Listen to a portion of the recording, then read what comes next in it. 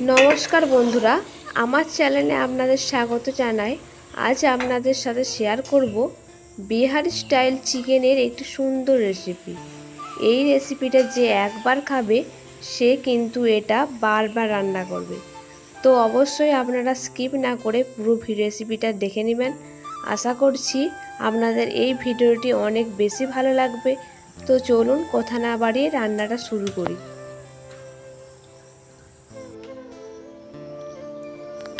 প্রথমেই চিকেনটাকে ম্যারিনেট করে নেব, তাই দিয়ে দিচ্ছি 1 চামচ লবণ, 1.5 চামচ হলুদ এবং 1 চামচ লঙ্কা গুঁড়ো। দিয়ে দেবো 1 চামচ জিরে,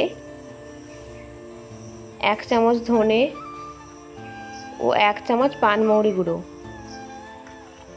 এছাড়াও দিয়ে দেবো 2 চামচ আদা রসুনের পেস্ট। ফাইনালি দিয়ে দেব 1 চামচ সরিষার তেল।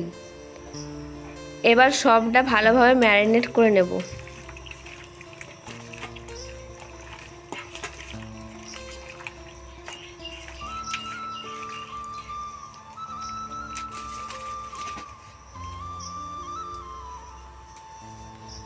প্রথমেই আমি ম্যারিনেট করা মাংসটাকে ভেজে নেব। এর জন্য উনুনের একটা হাঁড়িতে 2 চামচ সরিষার তেল দিয়ে দিচ্ছি। তেলটা গরম হয়ে যাওয়ার পরে দিয়ে দিচ্ছি মাংসটা।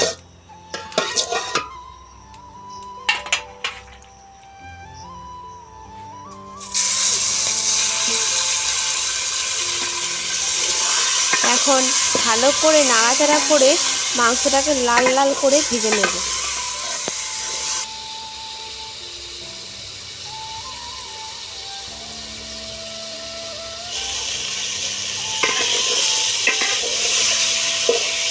এখন 5 মিনিটের জন্য ঢাকনাটা ঢাকা দিয়ে দেবো।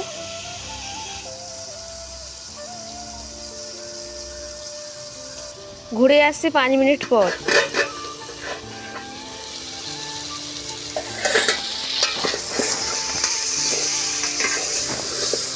মাংসটা ভালোভাবে ভাজা হয়ে গেছে, নামিয়ে নেব।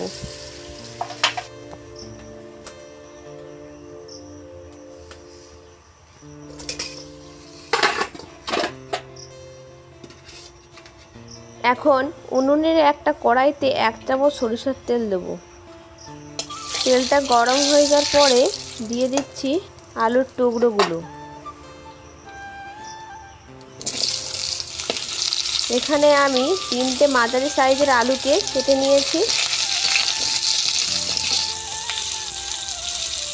দিয়ে দিচ্ছি 1 চামচ লবণ। আলুগুলোকে লাল লাল করে ভেজে নেব, তাই দিয়ে দিচ্ছি 1 চামচ হলুদ গুঁড়ো।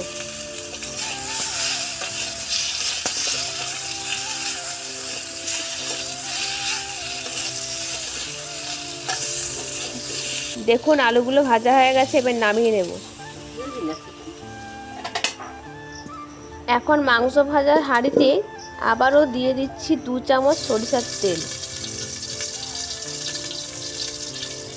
তেলটা গরম হয়ে যাওয়ার পরে দিয়ে দিচ্ছি তেজপাতা ও শুকনো লঙ্কা।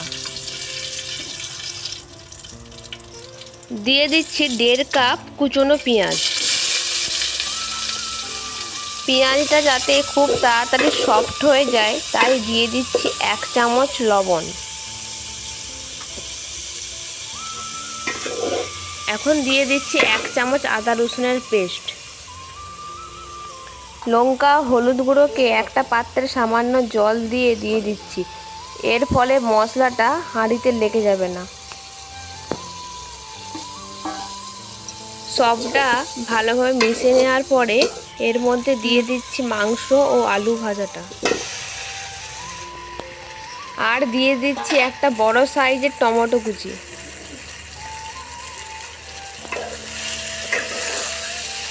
আবারও সবটা ভালোভাবে মিশিয়ে নেব।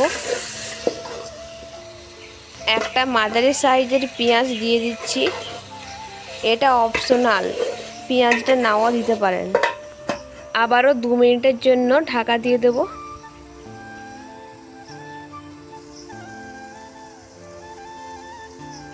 2 মিনিট হয়ে গেছে।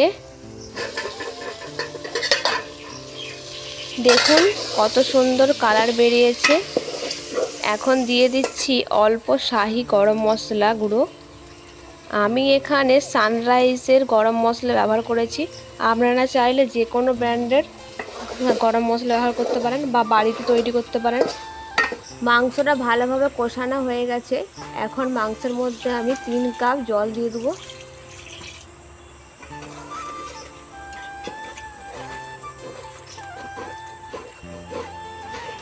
এখন 10 মিনিটের জন্য ঢাকা দিয়ে মাংসটাকে ভালোভাবে সিদ্ধ করে নেব।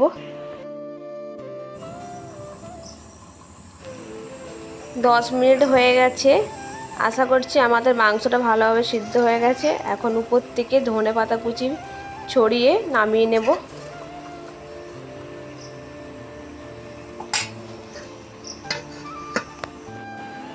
তো তৈরি হয়ে গেল বিহারি স্টাইল চিকেন।